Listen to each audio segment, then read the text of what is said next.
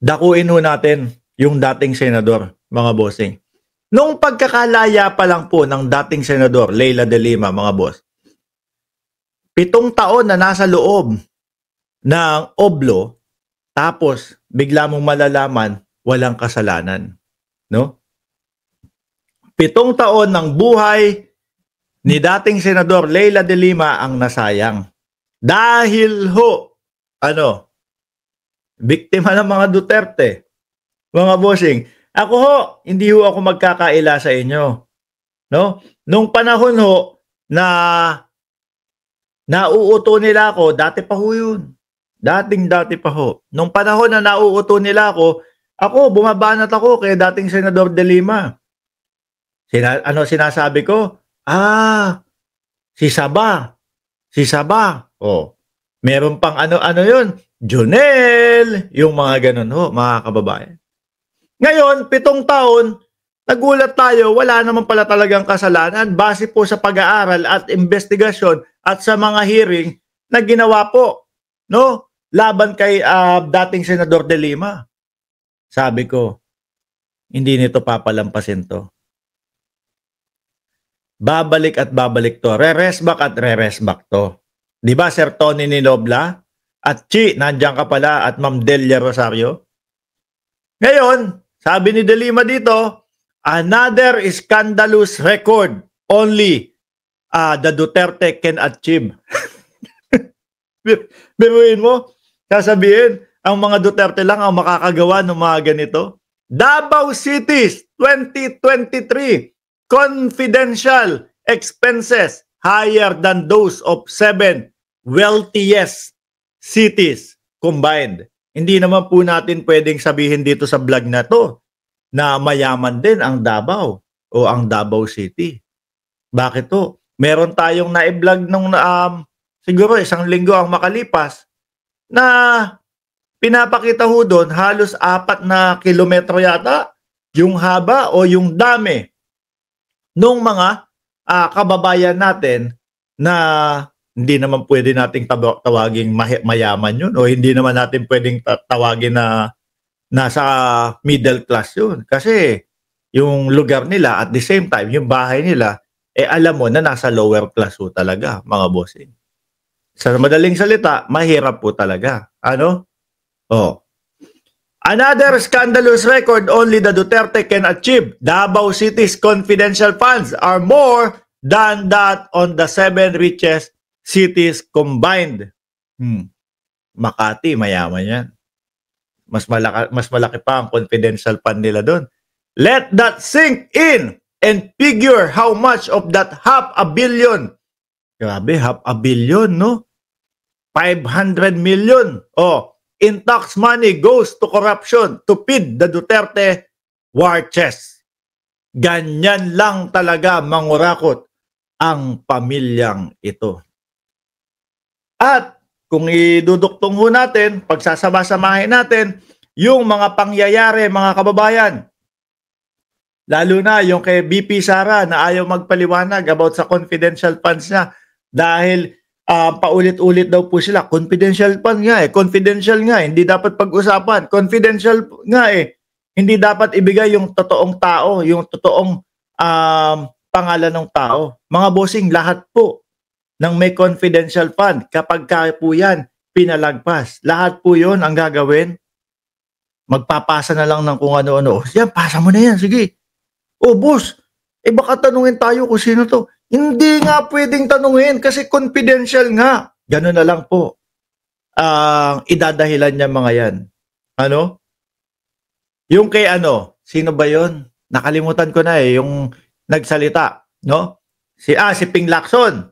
Sabi ni Ping Lacson, pwede naman yan na confidential fund gagamit ng alias.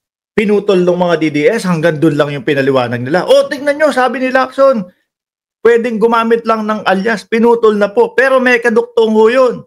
Gagamit ng alias, pero may hiwalay na envelope upang nandoon yung pagpapaliwanag kung sino yung mga alias doon. Pero pinutulo nila. Bakit?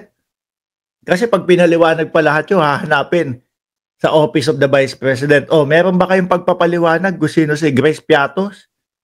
Meron ba kayong pagpapaliwanag o hiwalay na envelope kung sino si ano? Kung sino si Kokoy Villamin, etc., etc. Wala.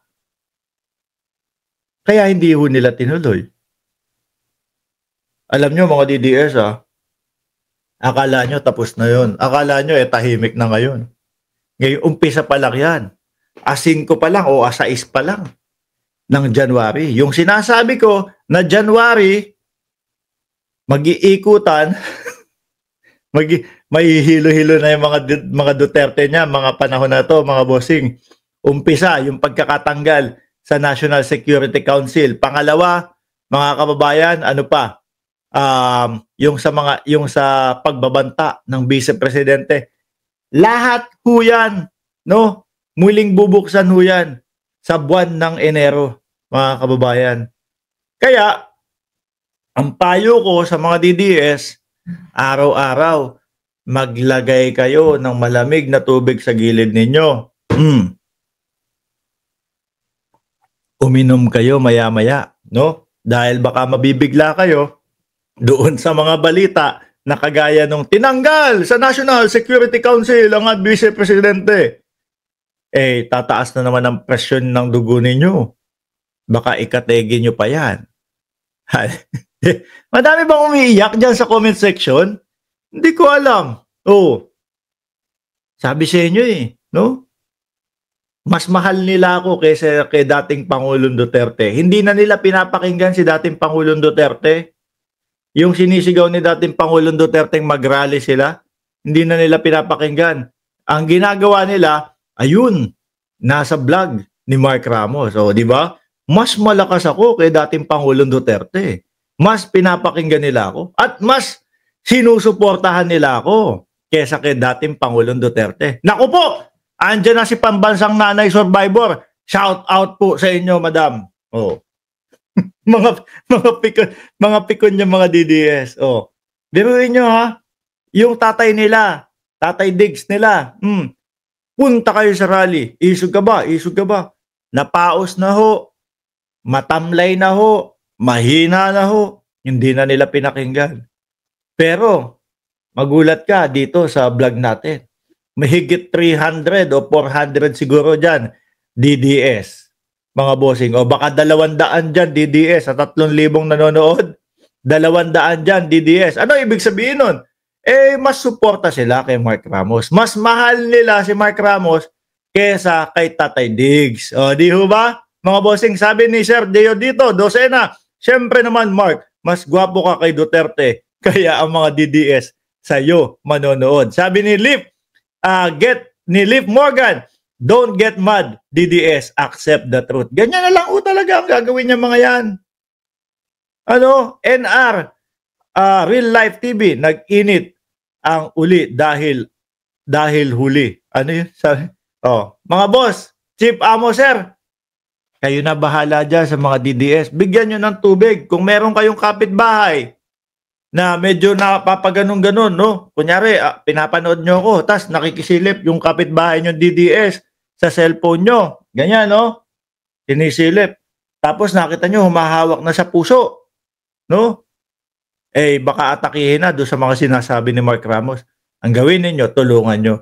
Ihatid ninyo doon sa pinakamalayong ospital para para maagapan. Maraming salamat and God bless po sa ating lahat.